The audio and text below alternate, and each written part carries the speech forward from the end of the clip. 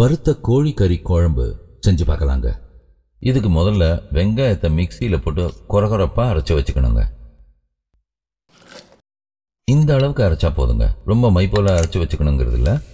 Fry பேனில் நல்லெண்ணெயை ஊற்றி அது சூடான உடனே சிக்கனை போட்டு பாதி அளவு வேக வச்சு எடுத்துடணுங்க.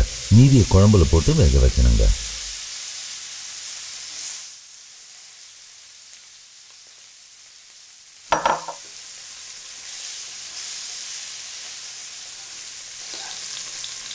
பாதி அளவு வெந்துருச்சுங்க. இப்போ எடுத்துக்கலாங்க.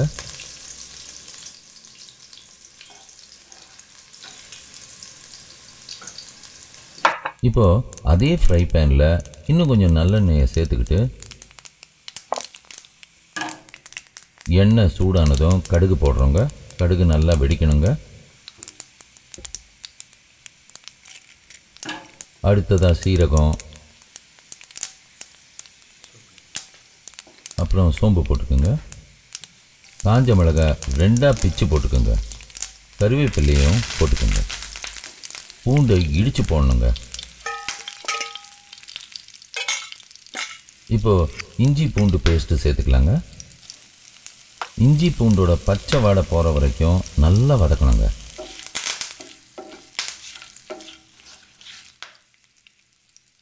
இப்போ இதில் நம்ம அரைச்சி வச்சிருக்கிற வெங்காயத்தையும் சேர்த்துக்கலாங்க.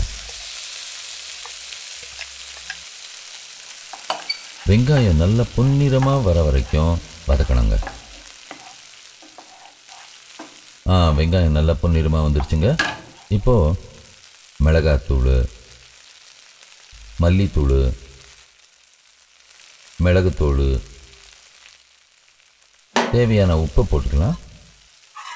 தேங்காய் பொடியும் சேர்த்துக்குங்க. தேங்காய் பொடி இல்லைன்னா தேங்காய் அரைச்சி அதையும் சேர்த்துக்கலாங்க.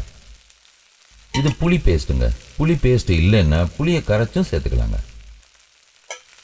இப்போ இதை நல்லா கிளறி விடணுங்க. நல்லா கிளறி விட்டதுக்கப்புறம் எவ்வளவு குழம்பு தேவையோ அதற்கு தகுந்த மாதிரி தண்ணீர் சேர்த்துக்குங்க. இதை நல்லா கலக்கி விட்ட பிறகு மூடியை போட்டு மூடி 10 நிமிஷம் மீடியம் ஃப்ளேமில் வேக விடணுங்க. 10 நிமிஷம் நல்லா வெந்துருச்சுங்க.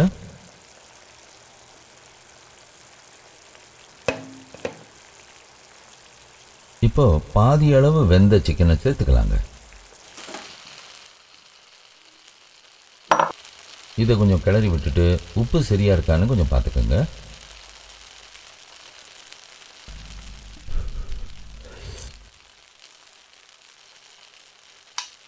லேசாக உப்பு தேவைக்கு உப்பு போட்டுட்டு மூடியை போட்டு மூடி 10 நிமிஷம் மீடியம் ஃப்ளேமில் வேக விடணுங்க. சிக்கனும் 10 நிமிஷம் வெந்துருச்சுங்க. ஸோ மொத்தம் 20 நிமிஷத்தில் குழம்பு ரெடிங்க. வறுத்த கோழி குழம்போட கலரும் வாசனையும் பார்த்தீங்களா எப்படி இருக்குன்னு? இப்போது கொத்தமல்லி இலையை இது மேலே தூவி விட்டுருங்க. அப்படிதான். கடைசியாக கரம் மசாலாவையும் மேலே தூவி விட்டிங்கன்னா உங்கள் வறுத்த கோழி குழம்பு ரெடிங்க. இதை சாதத்துக்கு கூட மட்டும் இல்லைங்க, ரொட்டி, நான் எது கூட வேணாலும் வச்சு சாப்பிடலாங்க. வறுத்த கோழி குழம்பு சாப்பிட்ற யாரும் பெருத்து போகவும் மாட்டாங்க, சிறுத்து போகவும் மாட்டாங்க.